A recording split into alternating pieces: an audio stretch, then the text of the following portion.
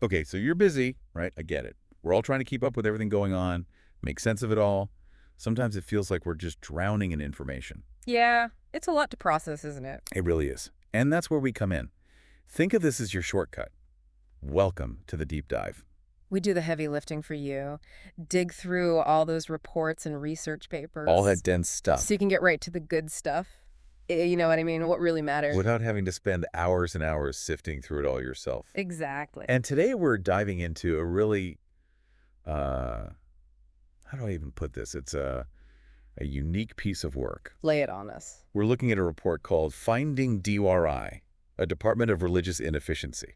KSG. Right. Now, this isn't like your typical policy analysis or anything. This is something else altogether. Where's it from? This comes from the BC Humanist Association. It's dated April 1st, 2025. April 1st. Interesting date. It is, isn't it? And you can actually find the whole thing online for free at www.bchumanist.ca. Free's always good. Always. And the authors, well, let's just say they're an interesting bunch. We've got Marie C. Penn, Igil Farage, and Geert Whalers. That's quite the trio. You can say that again. And the core idea of this report, well, it's provocative to say the least. Right. They're proposing a brand new provincial body. It would be called the Department of Religious Inefficiency, or DORI for short. DORI. Okay. And what's this department all about? Their stated goal is to intentionally introduce, get this, inefficiency into how religion and government work together here in BC. Intentional inefficiency. Now, that's a concept you don't hear every day. Nope, not every day. And they even have these acknowledgments at the beginning thanking everyone and their dog, basically. Bureaucrats, politicians, religious leaders, of course, even secularists. They even thank divine forces and AI for inspiration. Covering all their bases, I see. Right. So our mission in this deep dive is to break down this Finding DORI report, figure out what they're actually suggesting and what the heck it would mean if we actually did any of this. Sounds like a plan. All right, so let's jump right in. The report starts with this big idea. They call it toward a more comprehensive and systematic religious inefficiency. Okay, now that's a mouthful. What are they getting at here? Well, they're basically saying that the way religion is given special treatment in Canada right now, it's all kind of haphazard. Haphazard. In what way? They say there's all these exemptions and considerations for religious institutions, but it's not really systematic, you know? So it's like a messy kind of privilege, not organized enough for their liking. Exactly. Like they're saying there's not enough of a mess when it comes to religion and government.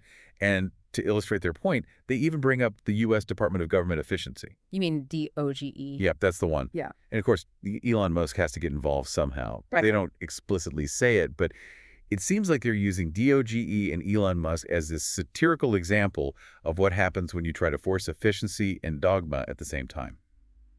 Like those two things don't really go together. Apparently not. They make it Huh. sound like it just creates this big tangled mess. And is DORI supposed to be the opposite of that? That's what they're suggesting. Like, instead of trying to iron out all the little quirks and inefficiencies that come up when you mix religion and government, we should just roll with it. Embrace the chaos. Embrace the chaos, huh?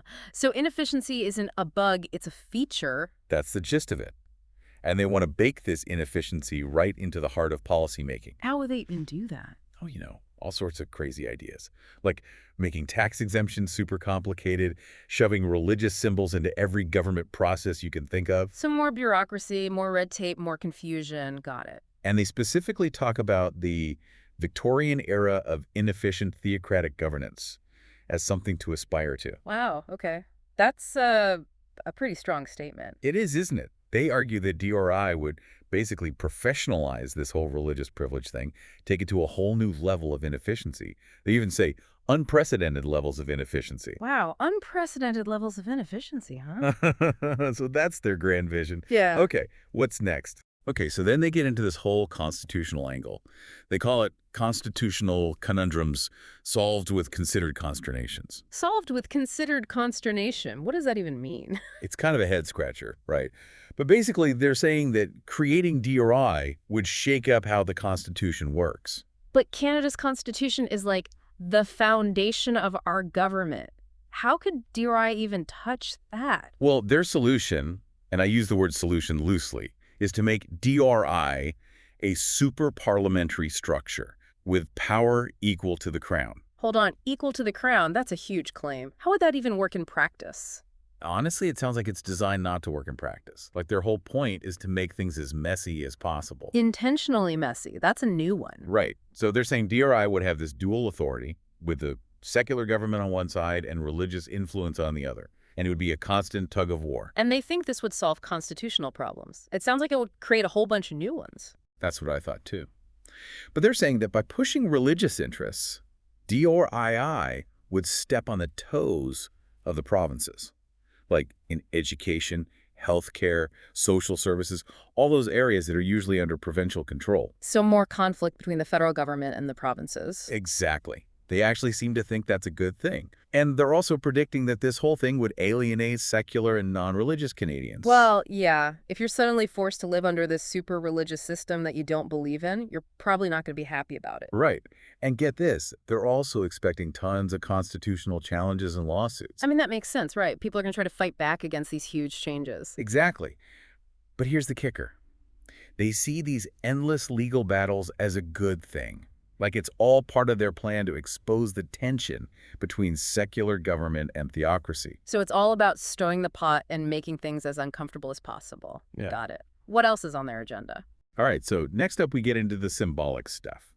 This section is called Sanctimonious Symbolism to Systematically Subvert Secular Society. Wow, they're not holding back with the titles, are they? What kind of symbolism are we talking about here? Well, they want to make some big in-your-face changes to the Constitution to reflect this whole theocratic vibe. Like what? Give me an example. Well, the first thing they suggest is replacing the Charter of Rights and Freedoms with a Charter of God's Supremacy. Wait, what? Get rid of the Charter of Rights and Freedoms. That's a pretty radical move. It is, right. But they argue that the current charter, with its focus on individual rights, actually goes against the idea of God's supremacy, which is mentioned in the preamble. So their logic is, since the preamble mentions God, we should just scrap the whole charter and replace it with something that puts religious law above everything else. Yep, that's the basic idea. So instead of having individual rights, you would have religious duties, and divine law would trump everything else. Okay, so goodbye, freedom of speech, freedom of religion, freedom of assembly, hello, whatever the religious authorities decide. Pretty much. And as if that wasn't enough, they also want a new national anthem. A new national anthem? What's wrong with the one we have? Well, they think it's not religious enough, obviously. But get this, they're fine with the French version. They just want to change the English lyrics. Seriously. Let's hear these new lyrics then. Okay, so it would go like this. O holy God, our faith-filled righteous land, true Christian love in all of his command, your sacred laws we elevate, the true north where faith presides. From far and wide, O holy God, we yield to God's demand.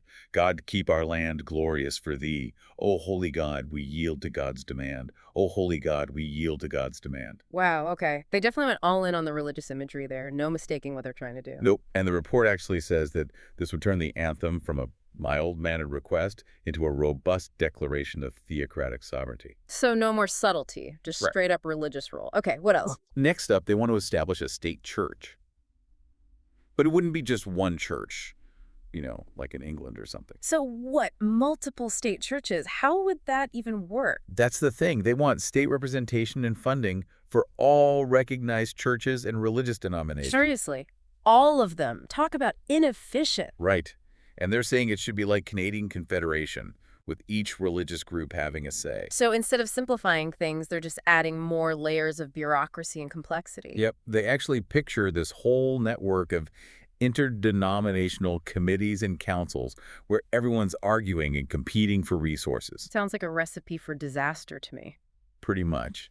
And the last symbolic change they talk about is parliamentary prayers. Oh boy, here we go. They're not happy with those more inclusive prayers that some legislatures have adopted.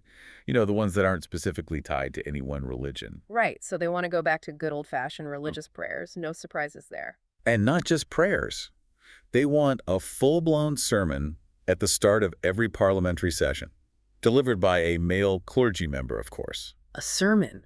Seriously, that's going to take a while. That's the point. The more inefficient, the better. And they even reference a 2022 vote on ending daily prayers as something they want to reverse. Like it's some kind of spiritual emergency. They're on a mission to bring religion back into government, no matter what. Okay, what's next? This is getting pretty intense. Okay, so next up we have this section on trade. They call it theocratic trade. transcending tariffs through theological tenets. Theological trade, that sounds interesting. What are they getting at here? Basically, they want to use religion to solve trade disputes. Like they're suggesting we ditch the economists and bring in the theologians. Really, instead of negotiating trade deals, we're going to have theological debates. It's wild, right? They specifically talk about recent trade tensions between the U.S. and Canada. They say it's not just about economics, it's a holy war. A holy war over trade, that's a new one. I know, right? They say that if we frame trade in religious terms, with all the state churches backing us up, then our national interests become the will of God. Okay, so trade negotiations become divine missions. Exactly. And our leaders become prophets guiding us through this holy economic battle. Prophets? Seriously? Instead of trade negotiators? That's what they're saying. Yeah. And they think this whole spiritual angle would give Canada some kind of moral high ground in the global market. Like we'd be the righteous traders. Yep. And we can rally other religious countries to our side. So basically, using religion to get better trade deals. Okay, I've heard it all now. But wait, there's more. We're just getting started. Oh, no. This next section is all about taxes and money. They call it exemptions and excesses, expanding ecclesiastical economics. Expanding ecclesiastical economics. I'm not sure I like the sound of that. Yeah, it's basically a whole bunch of ideas for giving religious institutions more money and tax breaks. Figures. What kind of ideas? Well, the first one is called making tithing mandatory and instituting a national tithe. Mandatory tithing. You mean everyone would have to give a portion of their income to a church? Yep, 10% to be exact. And it wouldn't matter if you were religious or not. Everyone would have to pay. Even atheists, agnostics, people of other faiths. That doesn't seem very fair. They say it would promote a sense of spiritual responsibility in the community. Right, because forcing people to give money to religious institutions they don't belong to is totally going to make them feel more spiritually responsible. They also think it could help with the housing shortage somehow. How's that? They're suggesting that churches could use this extra money to build more housing near their buildings. So it's like a backdoor way of funding religious housing projects. Interesting. And then there's the national tithe. That one's a real doozy. What's the national tithe? The government would take 10% of its entire budget and just hand it over to religious institutions across BC. 10% of the whole provincial budget? That's a lot of money. Where would it all go? They specifically say it would be distributed randomly. Randomly. What's the logic behind that? They say it's supposed to reflect the unpredictable nature of divine favor or something like that. So basically, just throwing money at religious groups with no rhyme or reason sounds efficient. Totally. Okay, next they have this idea called promoting priestly properties, profitable perks for pious people. Promoting priestly properties, what are they talking about now? This one's all about giving clergy members a huge tax break. Like a really huge tax break. How huge are we talking? They want complete tax relief for all clergy. No income tax, no property tax, no sales tax, nothing. Whoa, that's a big one. Why would they do that? They say it would free up clergy to focus on their spiritual duties without having to worry about money. Right, because everyone knows that money is the root of all evil, except when it's going to religious institutions, I guess. They also think it would encourage more people to become priests. I mean, it probably would, right? Who wouldn't want a job where you don't have to pay taxes? Exactly. And then there's divine donations, deifying dollars, dismissing due diligence. Divine donations. Okay, this is getting a little too heavenly for me. This one's all about giving religious charities special treatment. They want to create a new category called super charity, just for them. Super charity, what does that mean?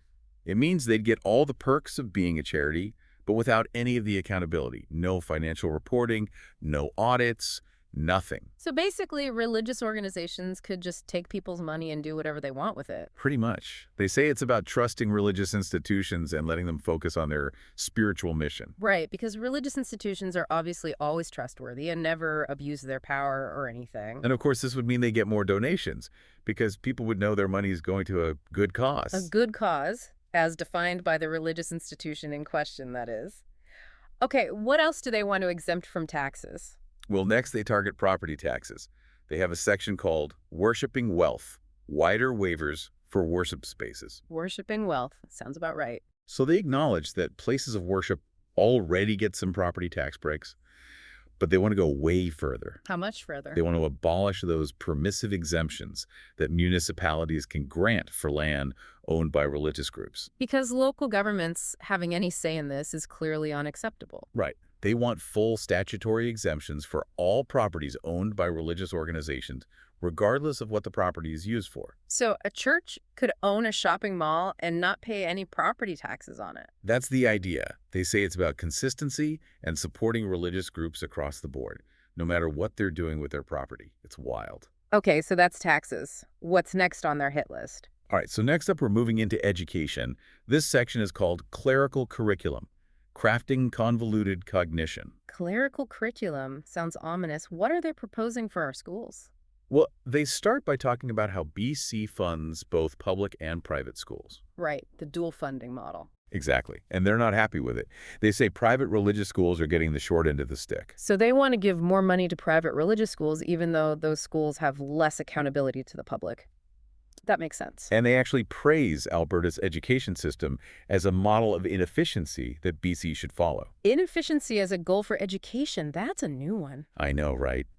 And then they get into some really specific proposals. They have a subsection called Enhancing Religious Education by Systematically Undermining Public Schools. Enhancing religious education by undermining public schools. They're not even trying to hide it, are they? Nope. They basically want to dismantle public education and replace it with a religious indoctrination system. Okay, let's hear it. What's on their to-do list? Well, they want to repeal parts of the School Act so they can teach whatever religious stuff they want. They want to increase funding for religious schools to 150% of what public schools get. They want to cut public school budgets by 10% every year. So basically, starve the public system and pump money into the religious schools. Got it. What else? They also want to abolish the Ministry of Education entirely. No more Ministry of Education, just chaos. Pretty much. And get this, they want to get rid of all secular textbooks and just use one single religious text for everything. One religious textbook for all subjects. Talk about a narrow worldview. I know, right? And then we have chastity champions, curtailing comprehensive curriculum. Chastity champions. This can't be good. You guessed it. They want to gut sex ed. They want to reduce it to a single 20-minute session that's all about abstinence until marriage. 20 minutes, that's all. That's it. And they want churches to teach it. So no talk about contraception, consent, healthy relationships, LGBTQ plus issues. Just don't have sex. Yep, that's the plan. And they want to take all the money they save from gutting sex ed and give it to religious programs in schools. So more money for religious indoctrination, less information about sexual health. Makes sense. Totally. And finally, we have mystical mandates, substituting science with superstition systematically. Mystical mandates, substituting science with superstition. This is getting ridiculous. I know, right? But they're serious. They want to get rid of science education entirely. No more science. What are kids going to learn then? They want to replace science with astrology, alchemy, and dead languages. Astrology and alchemy, seriously. That's what they want to teach instead of biology, chemistry, physics. Yep. And of course, everything would be taught from that one religious textbook. So much for critical thinking and evidence-based reasoning. Exactly. Okay, so are you ready for healthcare? Oh boy. Healthcare, I can only imagine what they have in store for us. This section is called Theocratic Treatments, Transforming Temporal Troubles Through Theology. Theocratic treatments, that sounds like a euphemism for something scary. It's basically their plan to remake the healthcare system in a very religious image. They want to move away from science and towards faith healing. So less doctors and hospitals, more prayer and rituals. Pretty much. The first part is funding faith. Fiscal favoritism for houses of healing. Funding faith. Okay, what are they funding exactly? They want to give more money to religious hospitals and take money away from secular ones. So basically, punishing hospitals that don't follow a religious agenda. And they want to replace evidence-based treatments in religious hospitals with prayer and rituals. So if you're sick and you go to a religious hospital, don't expect any real medical care. Just pray about it. And they also want to let religious beliefs dictate what treatments are available, even in secular hospitals. So even if you go to a regular hospital, you might not be able to get the care you need if it goes against someone's religious beliefs. Exactly. And they also want to get rid of effective referrals to specialists. Why would they do that? They want to replace them with ineffective referrals. Ineffective referrals? What does that even mean? It means they want to make it harder for people to get the care they need if it's not in line with the religious views of their doctor or hospital. So basically, creating roadblocks to proper medical care. That's just cruel. Next up, we have inefficient intervention, inhibiting informed individual initiatives in issues of impregnation. Okay, that's a mouthful and a little creepy. What's this about? This is their plan for reproductive health care. And you guessed it. They want to get rid of abortion clinics and replace them with crisis pregnancy centers. Crisis pregnancy centers, the ones that often try to dissuade women from having abortions. The very same. They say crisis pregnancy centers are more cost-effective because they rely on volunteers. Right, because paying people for their labor is so inefficient. They want to give them more government funding, and they think it'll save the province money because there will be fewer abortions. So basically forcing women to carry unwanted pregnancies to term because it's cheaper for the government. That's the gist of it. Okay. And finally, in the healthcare section, we have sanctified unions, subverting secular standards surrounding spouses. Sanctified unions. Subverting secular standards. What are they going to do to marriage now? They're not happy with the current Marriage Act. They say it's too messy and inconsistent. So what? They want to make it more efficient, streamline the process. Oh, no. They want to go in the complete opposite direction. They want to give every single religion, sect, and cult the power to perform marriages. Every religion, sect, and cult. Wow. That's a lot of paperwork. Right. And it would mean constant legislative debates every time a new group wants to get in on the action. And on top of that, they want to abolish civil marriages entirely. So no more getting married at City Hall. Only religious ceremonies would be allowed. That's the idea. They say the state shouldn't have anything to do with marriage. It should be purely a religious matter. Okay, so that's a whole lot of information to process. Can we just take a step back and recap what we've learned? Yeah. What are the key takeaways here? Absolutely. So the main point of this report, and it's a pretty wild one, is that they want to make religious inefficiency the defining principle of governance in BC. Religious inefficiency as a governing philosophy. That's a new one. I know, right?